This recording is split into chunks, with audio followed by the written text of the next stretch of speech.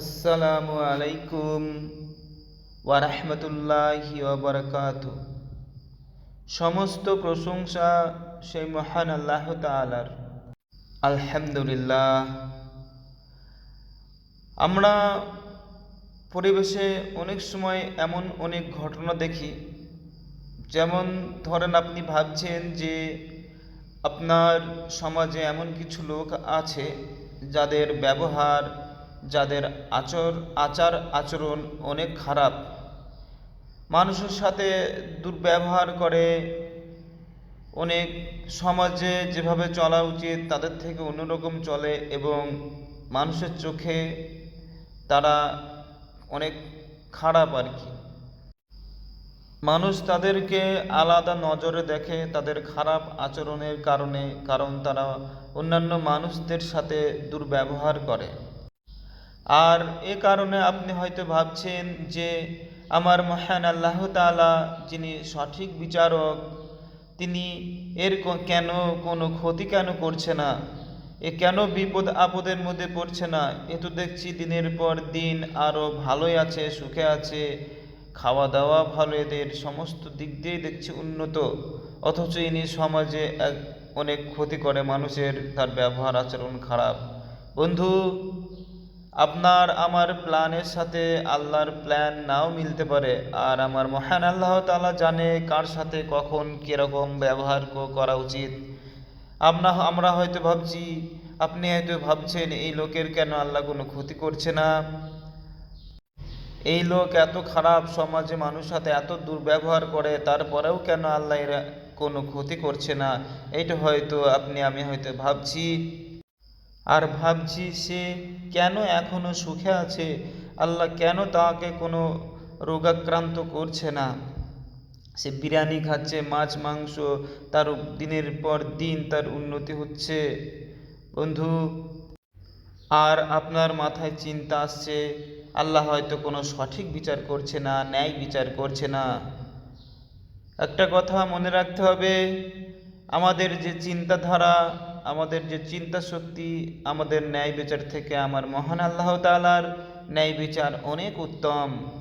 কার সাথে কেমন ব্যবহার করতে হবে সেটা আমার আল্লাহ তাআলা আমাদের থেকে অনেক ভালো জানেন।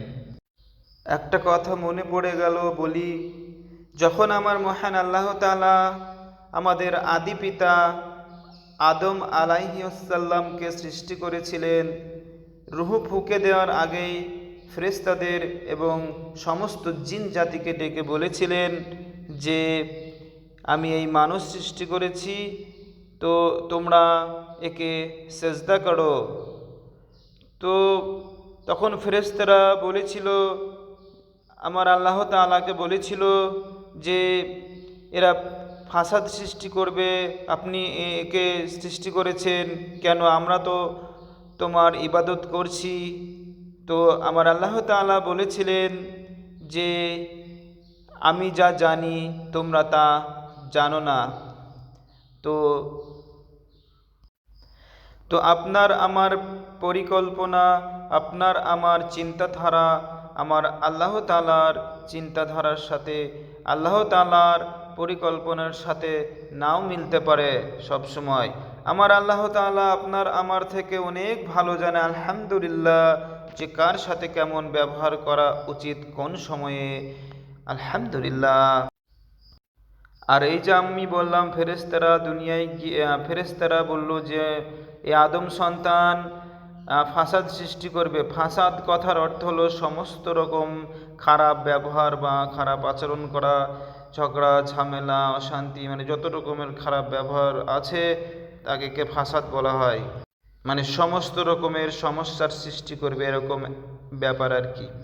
আবার অনেক সময় দেখা যায় দেশে মুসলিমদের উপর অনেক অত্যাচার হচ্ছে, আর আমরা ভাবছি যে আমার আল্লাহ তাআলা যিনি সঠিক বিচারক, তিনি কেন এই কাফেরদেরকে কোনো গজব কেন দিচ্ছে না, মুসলিমদের উপরে এত অত্যাচার করছে এরা, আল্লাহ তো অনেক শক্তিশালী, কেন এই কাফেরদের উপর, যারা মুসলিমদের উপর অত্যাচার করছে তাদেরকে কেন আমার আল্লাহ তাআলা শাস্তি দিচ্ছে না, কোনো গজব দিচ্ছে না। বন্ধু, আমার আপনার পরিকল্পনা আর আমার আল্লাহ তাআলার পরিকল্পনা হয়তো এক না হতে পারে। আমার আল্লাহ জানে কখন কার সাথে কি ব্যবহার করা উচিত। তো আমাদেরকে ধৈর্য ধারণ করতে হবে। এমনকি আমরা অনেক সময় ভাবি আমার সাথে এরকম কেন ঘটছে, আমি এরকম কঠিন পরিস্থিতির মধ্যে কেন পড়ে গেছি, আমি কি এমন পাপ করেছি, কি এমন অন্যায় করেছি যে আমি এই কঠিন পরিস্থিতির মধ্যে আমাকে পড়তে হলো। আলহামদুলিল্লাহ, আমাদের সাথে যা ঘটে আলহামদুলিল্লাহ আমাদের ভালোর জন্যই ঘটে। আমার আল্লাহ তাআলা যা জানেন আমরা তা জানি না।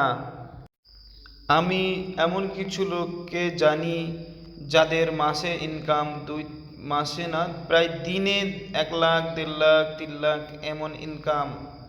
তো সেই লোকগুলো তারা প্রতিনিয়ত সপ্তাহে হয়তো 2-4 দিন হোটেলে যায় এবং নানান রকমের পাপ কাজে লিপ্ত থাকে, মদ খায় এবং বিভিন্ন বেগানা নারীদের সাথে খারাপ আচরণ করে এবং অন্যায় করে, নিজেদের উপর জুলুম করে। তো এবং তারা প্রচুর পয়সা সেখানে খরচা করে। তো হঠাৎ তাদের দেখি আমি যে তাদের ইনকাম হঠাৎ বন্ধ হয়ে যায়। 2 লাখ, 3 লাখ থেকে 20,000, 50,000, 30,000 বা কখনো কখনো ইনকাম হয় না এবং এই কারণে তারা আর হোটেলে যেতে পারে না।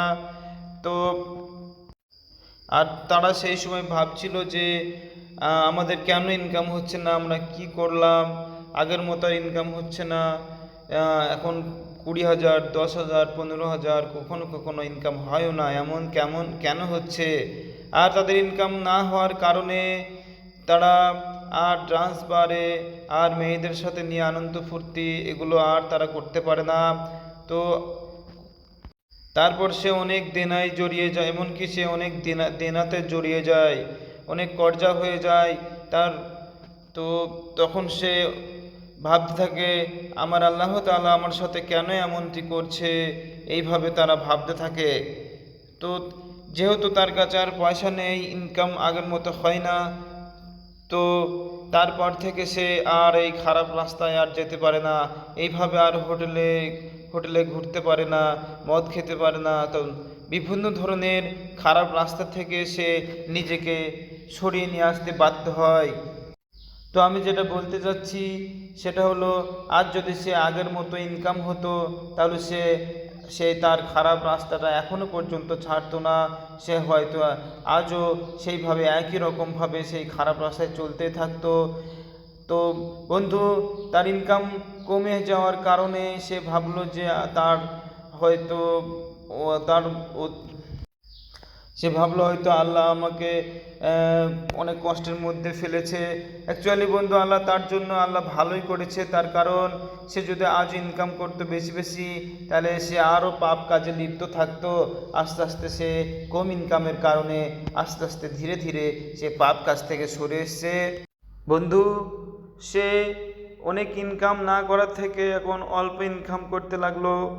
তো সে তার আগের মতো আর ব্যবসা না হওয়ার কারণে তার দিন 30,000, 20,000, 40,000 এভাবে ইনকাম হলো এবং অনেক কর্জার মধ্যে পড়ে গেল। আর সে মনে মনে ভাবতে লাগলো যে সে অনেক ক্ষতির মধ্যে পড়ে যাচ্ছে, অনেক বিপজ্জনক অবস্থায় পড়ে যাচ্ছে, আর এটা সে কিছুতেই মেনে নিতে পারলো না। কিন্তু বন্ধু, অ্যাকচুয়ালি সে ক্ষতির মধ্যে পড়েনি। আলহামদুলিল্লাহ, আমার মনে হয় সে ক্ষতি থেকে বেঁচে গেল। সে যদি আরও বেশি ইনকাম করতো, সে আরও সেরকম নাইট ক্লাবে যেত, মেয়েদের সাথে অত্যাচার করত। তো বন্ধু, সে আলহামদুলিল্লাহ সে ধীরে ধীরে নিজেকে সেই খারাপ রাস্তা থেকে নিজেকে সরিয়ে নিয়েছে এবং সে আর আগের মতো ড্যান্স বারেও যায় না, মদও খায় না।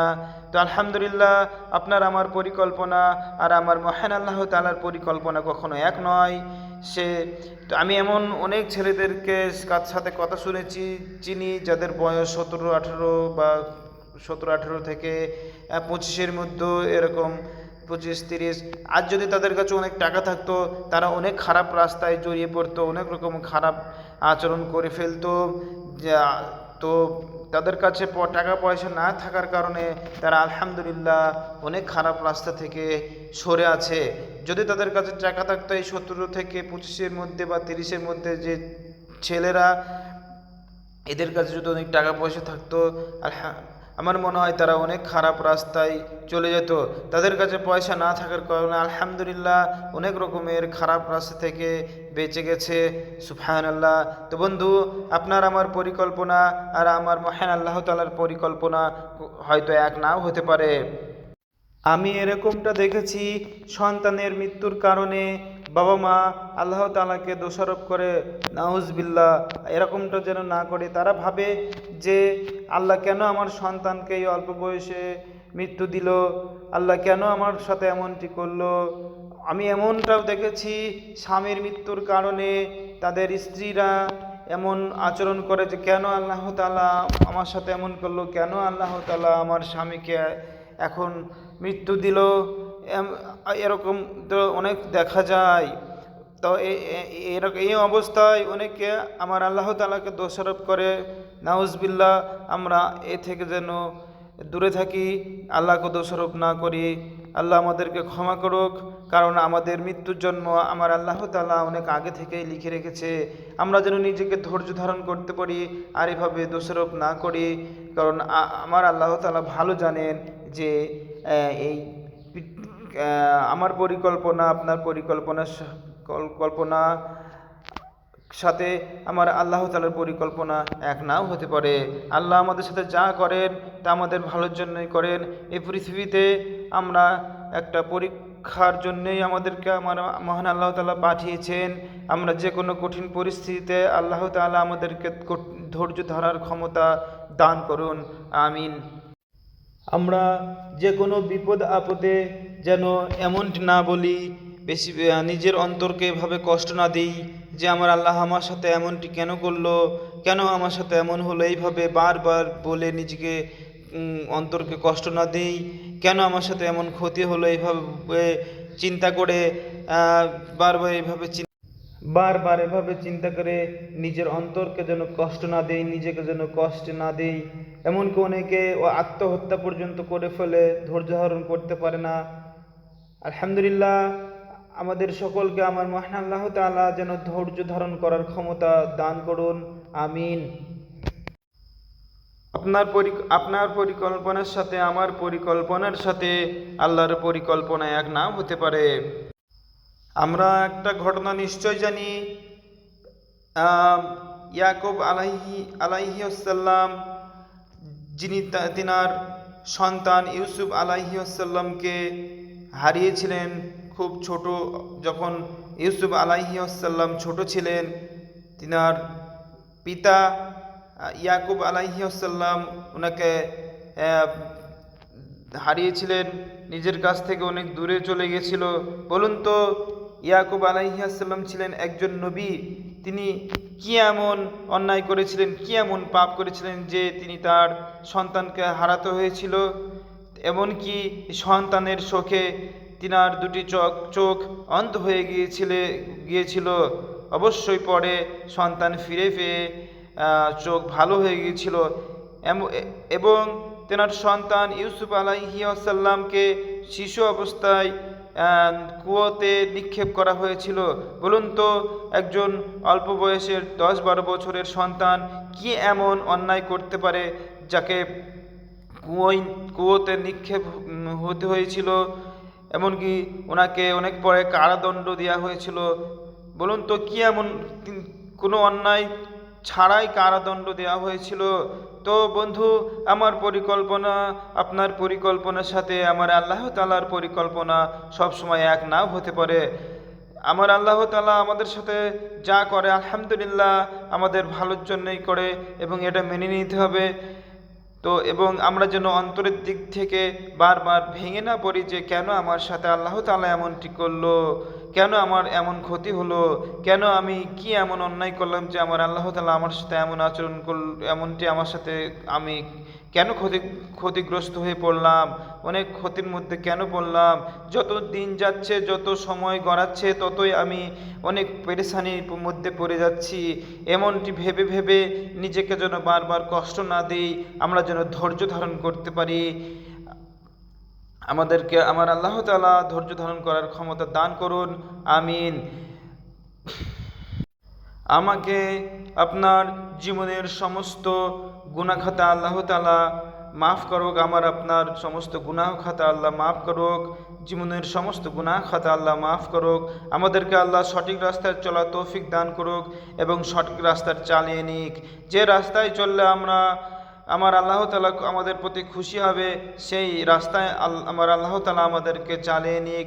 আমরা চাইলেও হয়তো সঠিক রাস্তায় চলতে পারবো না, আমাদের অত জ্ঞান বুদ্ধি আমাদের নেই, তবে আল্লাহ তাআলা আমাদেরকে সঠিক রাস্তায় চালিয়ে নিক।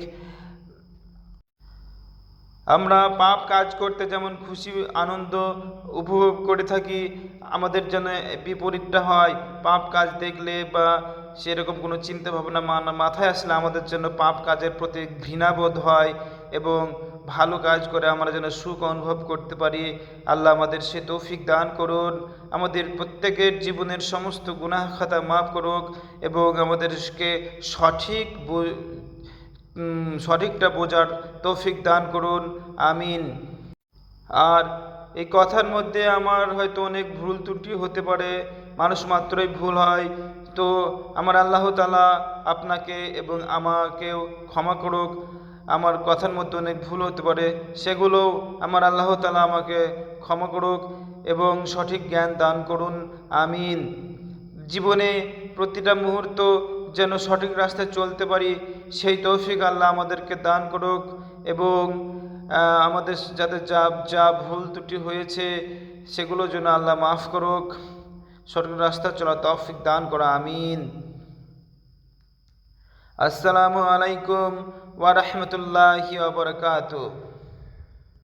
যা রাখি আমার তরে মিছে তারে রাখি, আমিও রব না জবে সেও হবে ফাঁকি। যা রাখি সবার তরে সেই শুধু রবে, মোর সাথে যাবে না যে রাখে তারে সবে। আসসালামু আলাইকুম ওয়া রাহমাতুল্লাহি ওয়া বারাকাতুহু।